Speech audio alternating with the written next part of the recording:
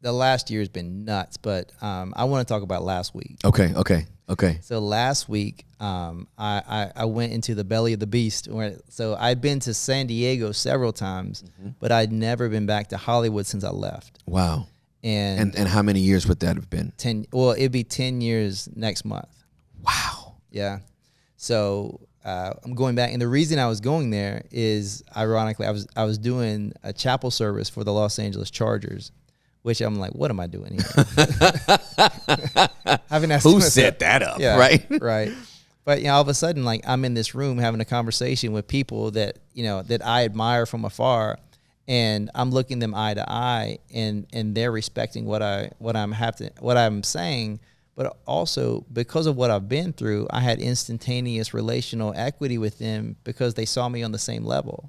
It's like, that there's nothing, that I'm enamored by, because I've been exposed to many of the things that they have access to. Yeah, absolutely, for sure. And just like, I brought a word and they responded, and we had some great one-on-one conversations afterwards. And there was like I was pastoring this man, and it was just like, wow, God.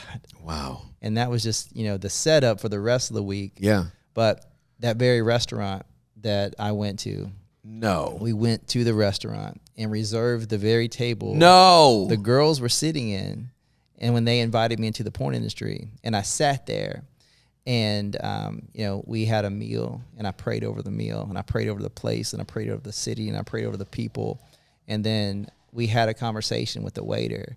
And we were talking, and he was like, I'm from the Dallas area. I'm a voice actor, this and that. I'm out here like doing, a little bit of like audibles and stuff like that. And he's like, well, what are you doing here? I was like, praise God. I thought she would never. You were waiting. Please ask me. And I told him my story. And I told him my story started right here. And I was like, in the very place that you were standing, I got invited to an industry that nearly destroyed my life. And along the way, I found healing. And I found healing not in a place, not an achievement, but in a person. And his name is Jesus. Let me tell you about him. And I got to share the gospel with this young man. His name is Brian. And it was just like, it was too much. Oh my gosh, it's too much for me now. I was like, man, like, God is so kind that he let me sit in the very place that what led me into a place I never wanted to go, and did something I never intended to do, and like, in a very real way, destroyed my life. Wow. It's like, wow. Yeah. And we went there and we did that, and then I got more courageous, right? I was that righteous as bold as lions. I started feeling bold. Yeah. And we went back to the industry. We went to the agency where I signed my contract, where my agent was. What? And I remember the place is still there. Yeah. Wow. And we went up the elevator to the second floor, and I was like 204. I remember it's 204 into the hall. And we walked to the end of the hall, and then I pivoted to my left, and I saw the reception desk where the lady was sitting there when I walked in. And I said, hey, I'm here. I was remembering like so clearly. Yeah. I'm here to like see, this agent. And I looked to my left, and then there was this little bench with this table, and there was porn everywhere. Like, there was porn on the table, and there was porn everywhere, like on the walls, like Penthouse magazine, whatever. Yeah. And I was terrified. I was terrified in that moment, and in that moment, I felt exactly the same way. Wow. I felt like my heart was racing, and I felt like, I felt shame and guilt. Yeah. And, man, there's this Hebrew word, anava, right, where this God-given space. And it's like, to step into the God-given space that you have to have courage to step into it. Correct. But you have to have humility not to outstep what God has for you. Yes, sir. And man, I was praying for both.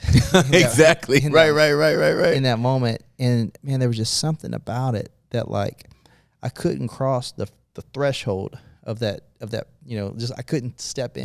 Yeah. And then Who were you with? So I was with my guy Lee. Okay. So Lee owns a production company called Red Ink. Okay. In McKinney, and we're working on this project together. So all this is being filmed, all this audio is being recorded, and just kind of like, thinking out loud, like, what am I feeling? And I like felt like I couldn't step across that threshold. And then I did, and everything stopped. Like my breath, it calmed down. My heartbeat like settled out. Wow. And then I peeked around the corner, and it wasn't the same place. That place was gone.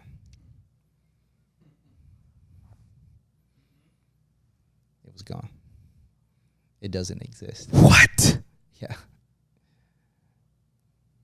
I was not prepared for you to say that.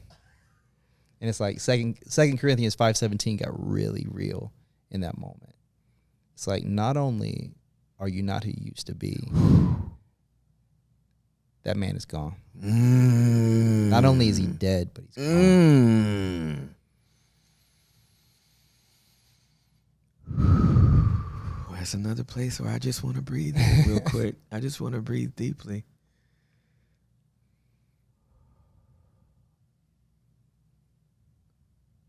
So that production company doesn't exist anymore? No. Oh my God. And it's like, man, it's like, it's almost like, God, you didn't move that for me. Like, you didn't destroy that for me. Like, but maybe you're just revealing it to me in this way.